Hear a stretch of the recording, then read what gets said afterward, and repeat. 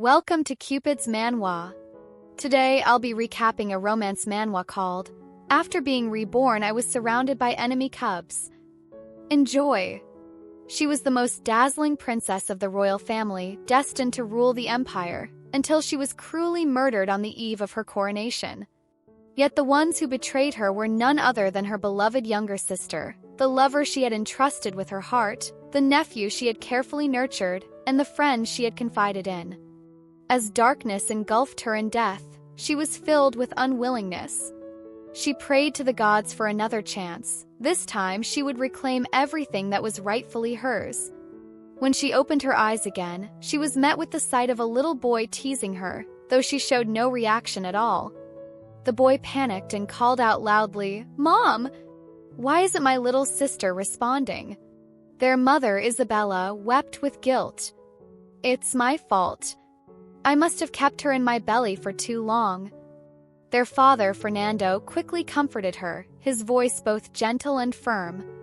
"Even if Sylvia's mind isn't quite right, she will always be our most precious child." Who would have thought that the once feared commander, who had toyed with nobles and royalty alike, would be reborn as a powerless infant, one that was even suspected to be slow-witted?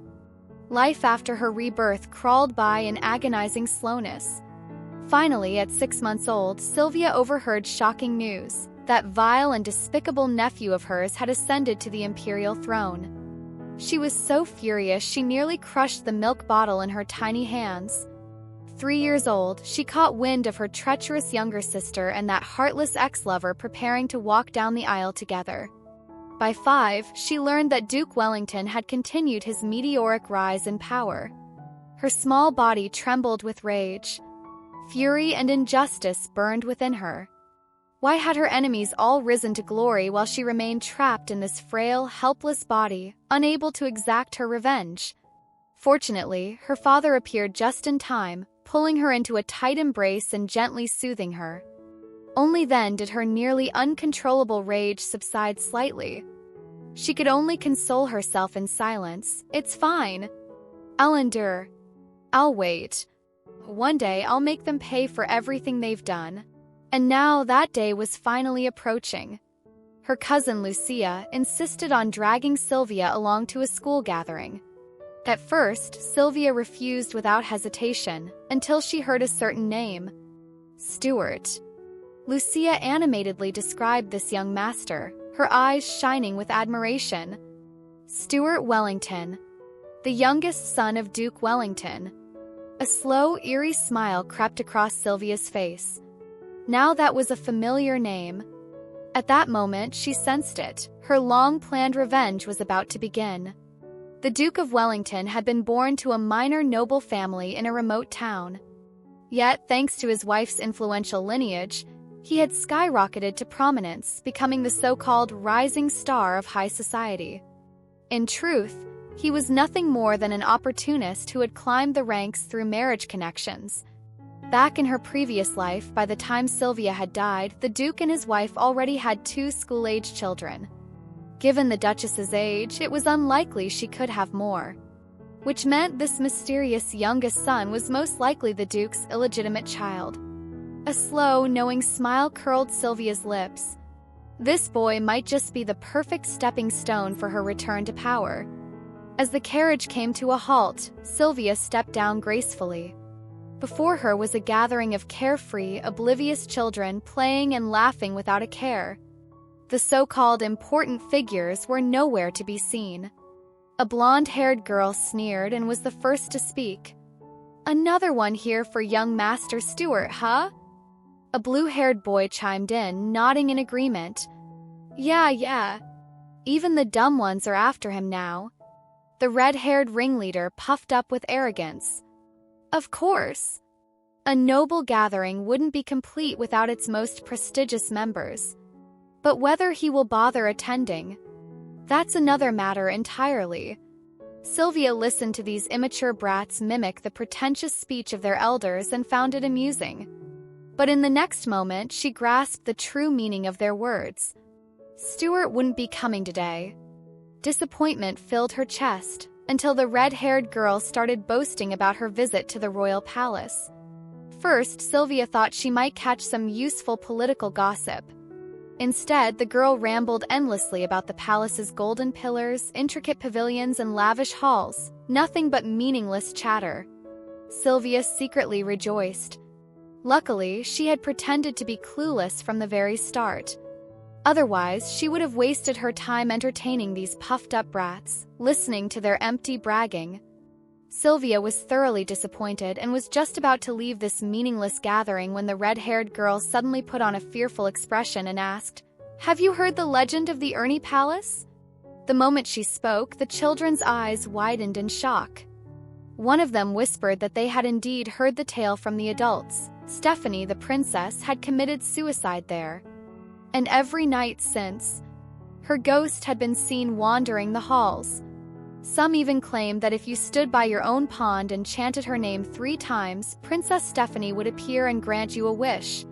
Of course, in exchange for your soul. Sylvia scoffed at the absurd legend. These fools had no idea that in her past life she had been proud and unyielding. She would never have done something so cowardly. Her cousin Lucia, filled with curiosity, eagerly asked why Princess Stephanie had taken her own life. The red-haired girl smugly jumped in to answer. "Isn't it obvious? She tried to steal Princess Irene's engagement, but Lord Adonis despised her fickle nature and rejected her in front of everyone. Overcome with shame, she threw herself into the palace pond." Sylvia, who had merely been listening for amusement, could no longer hold back her fury. She snapped, "That's absolute nonsense. Adonis was originally Princess Stephanie's fiancé. The one who stole the engagement was Irene. Stephanie preferred strong, commanding men. It was Irene who was infatuated with that pretty-faced weakling, Adonis. There's no way Princess Stephanie would have killed herself." The red-haired girl, having never been challenged before, was naturally indignant. She was about to retort when Sylvia's lips curled into a mocking smile. "That pond is barely waist-deep for an adult. Do you think Princess Stephanie was as short as you?" Mentioning the truth of her past life death reignited Sylvia's hatred. Her small hands clenched into fists as she lost control, shouting, "Drowning? That was nothing more than a cover-up." A stunned silence fell over the group. The children stared at her in shock, their faces frozen in disbelief. It was only after a few moments that Sylvia realized she had said too much. Fortunately, she was quick-witted. She immediately continued pretending to be a foolish little girl and played dumb to cover it up. But before she could act, a luxurious carriage rolled to a stop before them. A cold voice cut through the air, shattering the silence. "Shut up, Ingluo." A young boy stepped down from the carriage, exuding an air of dominance. His sharp gaze locked onto Sylvia, and with a swift motion, he drew his sword, pointing it directly at her. "You," he said icily, "a mere merchant's daughter from the lower district. How do you know about the affairs of the royal palace?" Sylvia's legs went weak at the sudden turn of events. She fell back onto the grass, her eyes filled with panic and innocence. Stewart's sword remained pointed straight at Sylvia as he harshly demanded, "What nonsense are you spouting?" The sudden commotion silenced the surrounding children, all eyes turning to them. Lucia, pale with fear, quickly stepped forward to apologize on Sylvia's behalf. But Stewart's face darkened as he barked, "Was I asking you?" His cold gaze returned to Sylvia. "How do you know about the palace pond?" Sylvia felt a surge of delight. Her chance had finally arrived. Stewart, seeing her hesitation, began to wonder if she was a devoted admirer of Princess Stephanie. But the idea was so ridiculous that he dismissed it almost immediately. Meanwhile, Sylvia's mind was already working at lightning speed, figuring out how to win over this little brat. In her past life, Stephanie had been a political mastermind at the very peak of power. Even the cunning Duke of Wellington had fallen to her schemes, so dealing with this naive child should be easy. "Oh, are you Princess Stephanie now?" Stewart scoffed. "And how exactly do you know this?" Sylvia continued to feign innocence. Stewart, thrown off by her convincing performance, began to doubt his initial assumptions. Could she really have some connection to Princess Stephanie? Catching the curiosity in his eyes, Sylvia crooked her finger at him, beckoning him closer. "I'll tell you," she whispered. Then, in the next breath, she shouted, "My mom says I'm the cutest little princess. And she also says that anyone who calls me a princess has to marry me." Stewart's expression instantly soured, as if he had swallowed 1,000 flies. Before he could recover, Sylvia leaned in and asked sweetly, "So? Are you going to marry me?" His face turned beet red. The surrounding children stared in wide-eyed shock, their gazes as round as saucers. Stewart was so embarrassed that he could have dug 10 pink fairy tale castles into the ground with his toes. But Sylvia grabbed his wrist, stopping him in his tracks. "Stay and chat with me." Stewart had reached his limit. He yanked his hand away and snapped, "I'm about to enroll in Vale Academy. I don't have time to play house with an idiot." Sylvia tilted her head. "Vale Academy?" "Yes," Stewart scoffed. "A place you'll never get into." Sylvia's lips curled into a mysterious smile. She hadn't planned on going there, but now she was changing her mind. After being trapped in this tiny body and remote town for 6 years, she had finally found a way forward. "Stewart," she called out again. Annoyed, he turned back. "What now?" Sylvia's eyes gleamed with excitement. "I'm going to school with you." Early in the morning, accompanied by her family, Sylvia arrived at Vale Academy for registration. Despite her parents' and brother's reluctance to let her go, her mind was set. She knew this was her best chance at revenge. Just then, an impatient voice cut through the noisy crowd. "Caroline, the entire school wears the same uniform. Why do you think you're special?" The teacher's face was full of displeasure.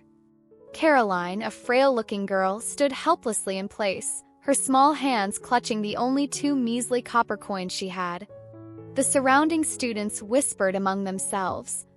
Their family's been bankrupt for ages. Why is she still trying to squeeze in here? She's probably hoping to marry rich. Sylvia couldn't stand it anymore. With a wave of her small hand, dozens of gold coins clattered onto the ground in front of the teacher, the crisp sound silencing the crowd. "Get me 2 of the best sets," she ordered. "I want my dormitory fully stocked with matching items. Otherwise, the chaos will ruin my aesthetic." Then she turned to Caroline and playfully winked. "You're in room 201, right? You'd better use these obediently." Caroline looked up, her eyes filled with shock and gratitude. After saying her goodbyes to her parents and brother, Sylvia turned away without hesitation and walked through the academy gates with her newfound friend. Watching her small figure disappear inside, her family's eyes grew misty. "Our little girl is amazing," her father choked out. "On her first day, and she's already made a friend." As they walked, Caroline held Sylvia's hand tightly, repeatedly thanking her for stepping in. "People like me, no one ever dares to get close," she admitted. Sylvia frowned, a flicker of anger flashing in her eyes. The real freaks are those idiots who only know how to suck up to the powerful and trample the weak. Caroline, however, quickly warned her to be careful with her words. Offending the nobles is dangerous. Vale Academy is ruled by them. 9 out of 10 students come from aristocratic families. The rest are either the children of tycoons or commoners who got in through sheer academic excellence. The nobility dominates everything here. The rest of us? We're just ants in their shadow. You must never provoke them." But Sylvia merely smiled, utterly unconcerned. "This academy thrives on competition," she mused. "Even if I don't go looking for trouble, I'll have to face them sooner or later." Caroline suddenly thought of the academy's frequent competitions. The winners earned copper glories, and accumulating enough of them was the only way to qualify for an exchange program at the Imperial Academy. That meant fighting for copper glories was a life-or-death battle, one where status didn't matter. Just then, Sylvia spotted a bustling crowd up ahead, excitement buzzing through the air. It was exactly what Caroline had been talking about, the Copper Glory competition. Without hesitation, Caroline grabbed Sylvia's hand and dashed toward the crowd. "I heard this is the easiest Copper Glory to win. Let's give it a shot." Caroline dragged Sylvia into the bustling crowd. After much pushing and shoving, they finally managed to grab registration cards for the Copper Glory competition. Sylvia studied the events listed on the card, lost in thought for a moment, while Caroline was already tugging on her excitedly, eager to warm up with a quick match. Just then, the noisy crowd suddenly parted to both sides, clearing a wide path. Sylvia snapped her head up, her gaze slicing through the layers of people until she locked onto the newcomer. Stewart. His face bore its usual arrogance and disdain, as if the entire world was beneath him. Caroline went pale with fear, her voice trembling as she urgently urged Sylvia to move aside for Lord Stewart. But Sylvia remained completely still. She met Stewart's gaze head-on, unflinching, even as Caroline was about to pass out from sheer terror. Stewart frowned inwardly. What was this fool doing here? Did she bribe her way in? With a scoff, he snatched Sylvia's registration card from her hands. Holding it high, he called out loudly, "Then why don't I be your opponent?" Sylvia's wide eyes blinked innocently, but inside she smirked. This illegitimate son had walked right into her hands, saving her the trouble of hunting him down. Thinking she was unwilling to back down, Stewart's lips curled into a smug smile. He leaned in close, his voice dripping with mockery. "A true hunter doesn't mind weak prey." At the word prey, Sylvia nearly burst out laughing.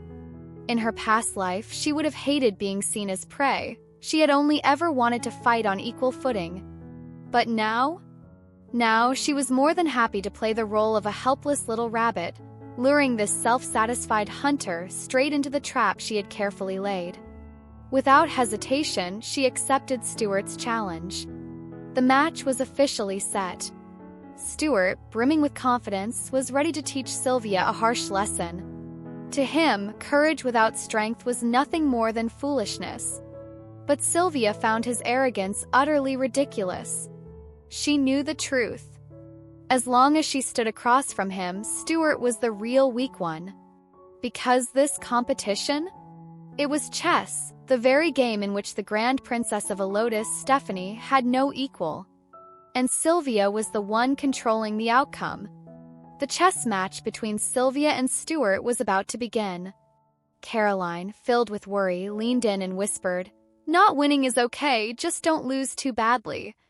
But Sylvia merely twirled a pawn between her fingers, looking completely at ease. Seeing this, Stewart's lackeys sneered. "That pawn is just as useless as she is." Sylvia's lips curved into a playful smile. "Useless? How could that be?" she mused. "After all, it's standing on the board, unlike the two of you." The remark turned Stewart's lackeys red with fury, their faces practically steaming. Stewart, however, simply raised a hand, signaling them to quiet down. "Don't forget," he said lazily, "all we need is the Copper Glory." The first round began. From the start, Stewart's moves were steady and calculated. Sylvia, on the other hand, seemed to be playing purely for fun, either capturing pieces at random or seeing which ones could race across the board the fastest. To the spectators, she looked like nothing more than an airhead fool. But only she knew the truth. Every move was intentional. She was deliberately throwing the match, using the Copper Glory as bait to lure Stewart in. Lost in thought, she was suddenly pulled back by Stewart's next move. Checkmate. With a decisive play, Stewart ended the game, sealing his victory. The referee was full of praise. Impressive, he won with a knight-bishop checkmate. As expected of young Master Stewart. The second round immediately followed. This time, Sylvia went for an absolutely absurd strategy, stacking her pieces into a giant fortress. Stewart's face twisted in horror. "Referee! Is this even allowed?" Unsurprisingly, Sylvia lost again. With an exaggerated sigh, she looked up at Stewart pitifully. "You're so amazing. Won't you teach me how to win? Stewart let out a short laugh, eyes filled with disdain. Sorry, but I wouldn't want my chess instructor to feel humiliated. His purple-haired lackey jumped in proudly. Master Stewart's teacher is none other than the chess grandmaster, Lady Eileen. At the mention of that name, Sylvia's fingers tightened around a chess piece. Memories from her past life surged like a tidal wave. Chess was like ruling a kingdom, a game of power and control. And that wretched woman Eileen had always insisted on being her big sister, claiming she didn't need to learn about politics or chess. All lies. All betrayal. Sylvia let out a quiet, mocking laugh. Eileen? And she dares flaunt something that never rightfully belonged to her? Caroline paled in terror. Aya, stop. We can't afford to offend them. If anyone hears you disrespecting the royal family, we'll be doomed. Only then did Sylvia snap out of it, realizing she had accidentally spoken her thoughts out loud. At that moment, the surrounding crowd erupted with malicious words about Caroline, words so vile they were practically dripping with malice. Stewart's lackeys burst into laughter. A broke girl and a clueless upstart, what a perfect match. Sylvia's anger flared instantly. Through 2 lifetimes, she had nothing but contempt for these arrogant fools who thrived on putting others down. This time, she wouldn't stay silent. She grabbed Caroline's hand and stood up, her gaze unwavering. The copper glory belongs to me, she declared. A blonde lackey immediately jumped in to defend Stewart. You think this is a game? This is the Academy's official tournament. Sylvia simply smiled. 3rd round. If I win, the copper glory is mine. Her voice turned teasing. Lord Stewart, surely someone as talented as you wouldn't be afraid of one more match? Stewart's lackeys urged him not to waste his time on a fool, but he hesitated. Seeing this, Sylvia stepped forward and taunted.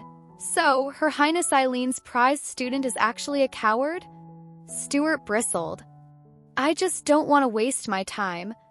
Sylvia pressed on, her voice laced with mockery. Oh, I see. You're scared. Afraid that losing would disgrace the Wellington family. That struck a nerve. Face burning with fury, Stewart snapped. I won't lose to you. Sylvia's heart leapt in triumph. The fish had taken the bait. The 3rd round began. Not even a minute in, Sylvia lost her strongest piece. Stewart scoffed. Still want to keep betting? Sylvia clenched her jaw but didn't waver. I'll bet that you're going to lose. She raised the stakes. If I win, the copper glory is mine. If I lose, I'll hand over every badge I earn in the future. Stewart nearly laughed out loud. What an idiot! Without hesitation, he accepted the wager. The instructor confirmed their agreement. Sylvia's lips curled into a smirk. Too late to regret it now. The moment she spoke, she transformed. In a dazzling display of strategic brilliance, she tore through the board, trapping Stewart's king in a breathtaking sequence of moves. Your king, she murmured, is already at the mercy of my queen. Stewart sat frozen in shock. You did that on purpose. You sacrificed the piece just to promote the pawn. Sylvia's confidence burned in her eyes. Who said pawns are useless? She leaned forward slightly, her smirk deepening. How did you know it wasn't a hidden queen all along? Having outsmarted Stewart in the 3rd round, Sylvia emerged victorious, claiming the copper glory. Stewart, who had been certain of his win, was now seething with rage. Top right there. That was the real you just now, wasn't it? Sylvia playfully winked, a sly smile curling at her lips. Take a guess. Stewart was so furious at her teasing expression that he swore to reclaim the copper glory at all costs. Seeing this, Sylvia gave a smug wave. I'll be waiting. Beside her, Caroline was still in awe. Aya, that was incredible. But Sylvia wasn't impressed with herself. Winning against a brat like Stewart was as easy as breathing. Then, in an instant, reality hit her. What happened to playing the weak little prey and luring him in? Great. Now she had completely offended him. Regret flooded her. She cast a nervous glance at Caroline and hesitantly asked, "If I give the copper glory back now, do you think there's still time?" Caroline sighed and shook her head. "Haven't you heard? Lord Stewart holds grudges. Maybe you should consider apologizing." Sylvia braced herself and stepped towards Stewart, who was now radiating pure hostility. She opened her mouth but hesitated. Her mind raced. This guy was willing to let people call him a bully just for the chance to fight her again. That meant he was absolutely determined to win back the copper glory. And yet, she had defeated him in front of everyone. She was doomed. Sylvia had no idea how to smooth things over. Just then, a loud voice called out from the distance, "Lord Stewart! Lord Stewart!" Someone from the imperial capital had arrived. Stewart's furious expression instantly shifted into a cold, composed smile. He turned back to glare at Sylvia one last time and spat, "I will make you pay for this humiliation." But Sylvia's eyes lit up like stars. "Wait, what did you just say?" That moment, her thoughts weren't on Stewart at all. Someone from the imperial capital was here. Could it be Stewart's cunning, power-hungry father, Duke Wellington? The day she had been waiting for was finally here. And yet, her emotions were a tangled mess. Unable to contain her curiosity, Sylvia secretly followed Stewart to his meeting place, only to be met with the sight of several haughty-looking butlers. Stewart's eyes flickered with disappointment the moment he saw them. "It's you." He had expected his father. His gaze swept the area before he couldn't help but ask, "So, my father still didn't come?" The butler responded coldly, "The Duke is far too busy to waste time in a remote place like this." Sylvia's eyes landed on the lily crest embroidered on the butler's uniform, and everything clicked into place. These weren't Wellington family retainers. They were from the household of Lady Wellington's maiden family. So that's how it was. The Duke didn't even bother sending his own people. Instead, he had left the task of delivering things to his illegitimate son in the hands of his wife's relatives. Clearly, Stewart wasn't someone he valued. A new thought crept into Sylvia's mind, another way to exact her revenge.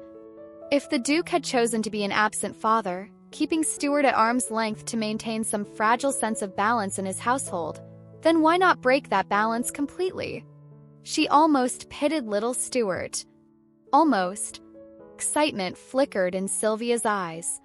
She couldn't wait to watch them all tear each other apart. The mere thought of the chaos to come made her chuckle aloud. Suddenly, a deep voice rumbled behind her. "What are you doing here?" Before she could react, she felt herself being lifted off the ground like a helpless chick. The first thing she saw was a broad chest, solid muscle, perfectly sculpted. Then long legs, towering height. Okay, just because he was built like a war god didn't mean he could just pick her up. Sylvia squirmed, fighting against his grip. After struggling for a bit, she finally managed to lift her head and get a good look at his face. Her pupils contracted in shock. Without thinking, she blurted out, "Leo?" The name made him pause. His grip loosened, and he gently set her down. A flicker of confusion crossed his face. "How do you know my name?" Sylvia stared at him, overwhelmed by emotions. How could she possibly forget? This was the man who, in her past life, had sworn to spill his last drop of blood for her, his loyalty unwavering until the bitter end. How could she ever forget his name? She just never expected their reunion to happen like this. Meanwhile, Leo was utterly confused. How could this little girl possibly know him? Sylvia casually made up an excuse. "You are the Empire's greatest knight. Everyone knows your name." Leo let out a bitter chuckle. "I'm just a simple guard captain at Vale Academy now." Sylvia was stunned. "But you achieved so much for the Empire. How could they just send you to a remote place like this?" Leo gently patted Sylvia's head. "This is grown-up business, kid. If I couldn't protect that person, then I'd rather stay far away from that filthy place. Sylvia instantly understood. It was because of her. After she died, there was no way those people would have let Leo off the hook. Even though he had led the Falcon Knights to reclaim 3 cities for the Empire, they still cast him aside like this. Rage burned inside Sylvia. She cursed those foolish, shameless people. How was it fair that they climbed higher and higher while she was wrongfully killed and Leo was exiled? The more she thought about it, the more frustrated she became. Before she could stop herself, she blurted out, "Why is everyone around me suffering?" Leo was dumbfounded. "What did you just say?" Sylvia snapped back to reality and quickly turned away. "No, nothing." Then, before Leo could react, she bolted. But she barely made it a few steps before he caught her. Leo frowned. As a student of Vale Academy, running around recklessly and eavesdropping, how improper! Sylvia's heart sank. She had a bad feeling about this. "Sure enough," Leo continued, "as the captain of the Academy Guards, I'm assigning you a punishment. Clean the entire Academy garden." Sylvia panicked and protested loudly. "No way! You can't do this." Just as they were arguing, the door suddenly burst open. "Who's making all this noise?" Stewart stormed in. Sylvia wanted to bury herself on the spot. Stewart glared at her, fuming. "Why are you here?" Sylvia broke into a cold sweat and scrambled to explain. "I was just passing by. I didn't mean to eavesdrop." The moment she said it, Stewart's anger flared. He grabbed her wrist tightly. "How much did you hear?" He was terrified that she had seen him in a moment of weakness. Sylvia was baffled. Why was he reacting so strongly? Just as the tension peaked, a sword suddenly cut between them, forcing them apart. Leo's cold voice rang out. "Violence is forbidden on Academy grounds. And more importantly, she's a lady. Attacking the weak is disgraceful." Sylvia looked at this familiar Leo, her heart swelling with gratitude. Meanwhile, Stewart stiffened in fear. He dared not resist and quickly muttered, "My apologies, it was my mistake." Sylvia watched in disbelief. Since when did this little brat learn to behave? But in the next second, Stewart shot Sylvia a mocking glance, his eyes full of ridicule. How could a pint-sized shrimp under 3 feet tall, with a waist as round as a festival beer barrel, and a mind lost in daydreams, possibly call herself a lady? His words stabbed straight into Sylvia's heart like a dagger. She was furious. She swore she'd teach this little brat a lesson. In an instant, Sylvia's tears gushed like a broken dam. Stewart panicked, but his thick skin rivaled city walls. Within seconds, he was back to putting on airs. "Lord Leo, you must punish this eavesdropper," he declared. Sylvia wasn't too bothered. She knew Leo too well.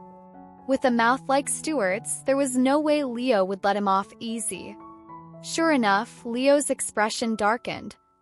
He shot Stewart a fierce glare and said coldly, "Disrespectful. Attacking your peers.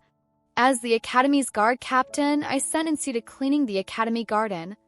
You deserve it." Sylvia couldn't help but snicker, but she didn't expect the bad luck to extend to herself. Leo's sharp gaze landed on her. "Eavesdropping is just as shameful. You're cleaning too." Sylvia was stunned on the spot, while Stewart, eager to prove himself before the Empire's greatest knight, accepted the punishment without hesitation. Sylvia saw right through him. This idiot actually thought that acting obediently would earn him the Wellington's favor? What a joke. She was so amused she nearly forgot about her own punishment until Leo's deep voice rang out again. "Lady, you should get moving too." Sylvia patted Leo's shoulder with her small hand. "Nicely done." Leo's heart clenched. A wave of familiarity rushed over him. Once upon a time, someone had patted his shoulder just like this, so effortlessly, so naturally. For him, victory had never been about wealth, rank, or women vying for his favor. Victory was hearing that person's gentle words, spoken only to him. That person, high above all others, had looked at him, just him, with eyes unlike any she gave the rest of the world. Victory was the secret message hidden in that simple tap on his shoulder. He had never cared for material things. All he ever wanted was to be her one and only. Leo looked at the little girl before him, and for a fleeting moment an absurd thought crossed his mind. Could Her Highness Stephanie have left behind a descendant in this world? But reason quickly took over, and he dismissed such a ridiculous idea. He knew better than anyone whether Lady Stephanie had ever borne a child. Just then, Professor Zivy called out to him. "Lord Leo, what are you doing standing here?" Leo explained the punishment he had given to the two freshmen. Professor Zivy sighed in admiration. "This year's freshmen are truly extraordinary." Then, with great enthusiasm, he began to recount a particularly brilliant chess match from the recent freshman tournament. The moment Leo saw the chessboard diagram, his pupils contracted sharply. This playing style, why did it resemble Her Highness Stephanie's so much? He couldn't help but ask, who won this match? A child named Sylvia. Sylvia. The very same girl who had just been caught eavesdropping and had lightly patted him on the shoulder. Even if they were blood relatives, the resemblance shouldn't be this uncanny. A bold idea took root in Leo's mind. Could Her Highness Stephanie have been reborn as Sylvia? But was such an unfathomable thing even possible? Leo fell into deep contemplation. He had been Stephanie's closest confidant, the one she trusted above all others. Once she had even joked, "Even if I die one day, I'd probably find a way to drag you to heaven with me." Back then, he had felt honored. But now he wondered, what if she wasn't in heaven at all? What if she had returned to this world instead? "Your Highness Stephanie, please forgive this coward's self-deceiving fantasy. Forgive me for still longing to find some trace of you in this world." "Lord Leo, are you all right?" Professor Zivy's concerned voice pulled him from his thoughts. Leo shook his head. "I'm fine." Then, after a pause, he made a request. "Professor Zivy, please share any news you have about Sylvia with me in the future." Mistaking Leo for a fellow chess enthusiast, Professor Zivy readily agreed. Meanwhile, in the academy garden, Stewart was diligently sweeping when Sylvia appeared. She greeted him, but after everything that had happened, Stewart could barely contain his resentment toward the girl. He clenched his teeth, turned away, and ignored her, focusing on his task. But instead of leaving, Sylvia only became more determined. Annoyed by her presence, Stewart finally lost his patience. He grabbed his broom and swung it at her. "Get out of my sight." To his shock, Sylvia dodged effortlessly and landed gracefully on the broomstick. Stewart's expression darkened. Sylvia spoke slowly, her voice steady.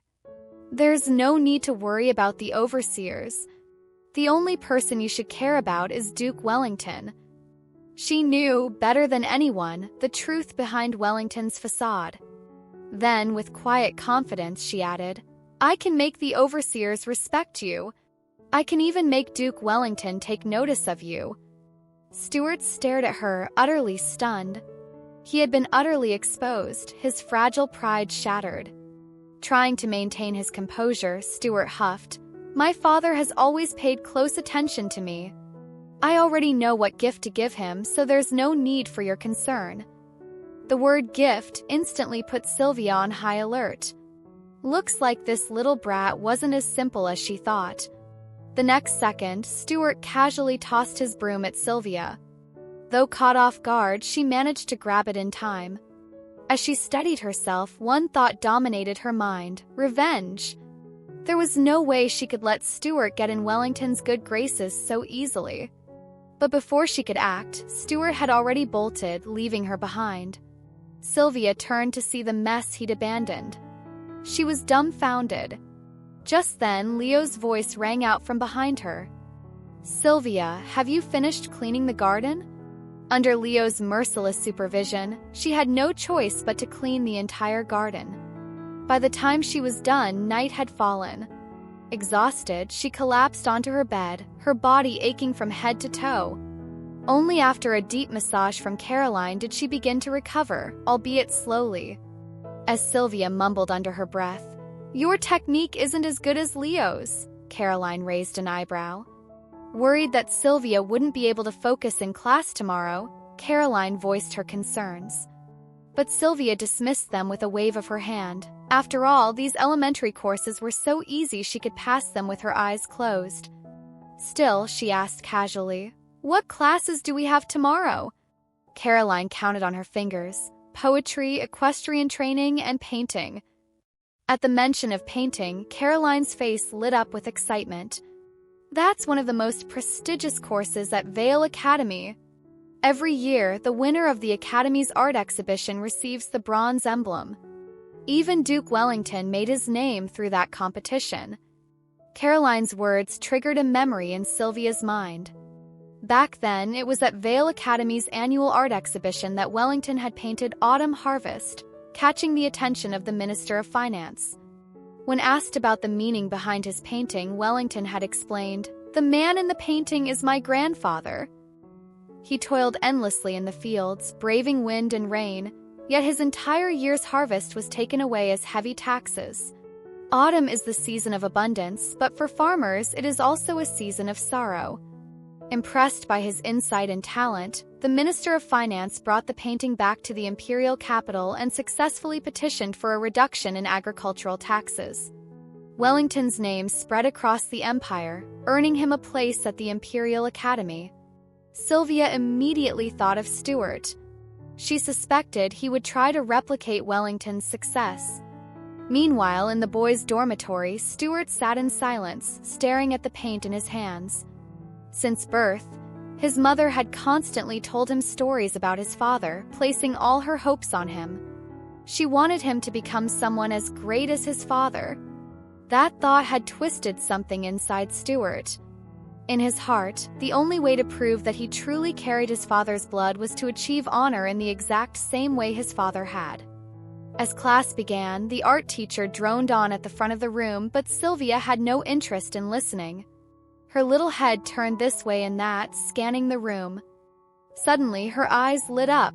She had locked onto her target. Stewart was fully focused on his painting, unaware of Sylvia creeping up behind him, silent as a shadow. She stared intently at his canvas. Just as she had suspected, there was something hidden beneath the surface. "What are you drawing?" Sylvia deliberately raised her voice. At the same time, she yanked away the top layer of the canvas. "What the hell are you doing?" Stewart shot up, furious. Beneath the removed layer was a portrait of Duke Wellington. At the bottom of the painting, a dedication was written, "To my father, James Wellington." Sylvia scoffed. "So you really are trying to copy Wellington's path to fame at the exhibition? And you're planning to give him this painting, aren't you?" Stewart's face turned bright red, utterly exposed. He quickly stood up and shielded the painting. "This has nothing to do with you." Hearing the commotion, the teacher turned around and scolded Sylvia. "Sylvia, how dare you speak so irreverently about Duke Wellington?" But Sylvia refused to back down. Dodging left and right, still gripping the fabric she had torn off, she taunted, "Quit dreaming, Stewart! Wellington never even liked painting. He's not some sentimental poet lost in nostalgia. He's just a schemer through and through." The entire class was stunned. Stewart lunged forward and snatched the fabric back, roaring, "What do you know?" He hated Sylvia. Hated how she trampled on his last shred of dignity time and time again. But this time, he said nothing more. Silently, he turned and left the classroom. Sylvia had done it on purpose. Only a harsh wake-up call could force Stewart to see the truth. His lackeys, however, were livid. They had to get revenge. A little later, they caught Sylvia alone and tricked her. "Professor Jerome is looking for you," they said, then dragged her away. Sylvia had already guessed their intentions. She decided to play along. Before long, they led her to a pitch-black, empty classroom on the 4th floor. Just as they reached the door, their expressions twisted, eyes gleaming with malice. Before she could react, a sudden force shoved her forward, hard. She stumbled into the room, and before she could turn back, slam, the heavy door shut behind her. Seeing what had happened, Sylvia immediately burst into dramatic sobs. "What are you doing? Let me out!" From the other side of the door, the lackeys sneered. "Aren't you supposed to be so tough? You still dare to go against Lord Stewart? Look at you now, scared, aren't you?" Thinking they were avenging Stewart, his lackeys locked Sylvia inside and left without a second thought. Little did they know, everything was going exactly as Sylvia had planned. She had intended to use the situation to her advantage, letting Professor Jerome witness her miserable state firsthand and then forcing Stewart to agree to her terms. But she quickly realized these two lackeys were too dim-witted. Locking someone in a dark room? How childish. It seemed she'd have to add a few self-inflicted injuries to the scene to make it more convincing. Meanwhile, thanks to Sylvia's careful setup, Caroline ran frantically in search of Professor Jerome, only to slam straight into a solid wall of muscle. She gasped, face turning pale, and instinctively bowed. "I am sorry, Lord Leo." Leo looked down at the panicked girl and asked calmly, "What's got you so flustered?" Tears welled up in Caroline's eyes. My roommate Sylvia is missing." Hearing this, an image of the little troublemaker, who resembled His Highness so much, flashed through Leo's mind. His expression tensed as he pressed, "What happened?" Between sobs, Caroline explained everything. "A few days ago, Sylvia warned me that someone in the academy was out to get her. She told me that if she didn't return to our dorm on time after class, I had to find Professor Jerome immediately. But now she's 5 hours late. As the captain of the academy's security force, Leo had a duty to act. A missing student was his responsibility. Without hesitation, he contacted the security team and ordered a full-scale search. Night had fallen by the time Leo finished combing through the campus. Finally, he arrived at a classroom on the 4th floor. His heart pounded. Without wasting a second, he kicked the door open with full force and shouted, "Sylvia!" But the only response was a deafening silence. A dreadful premonition crept up his spine. Could Sylvia have already met a tragic fate? Just like Her Highness back then. A wave of guilt crushed Leo's chest. If only I hadn't been sent away to suppress that rebellion. If only I had been more vigilant and noticed their scheme. If only I had returned to the capital sooner. The more he thought, the colder his back felt. Am I truly incapable of protecting the people I care about? Just then, a faint sound echoed behind him. Click! Leo spun around in an instant, eyes locked on.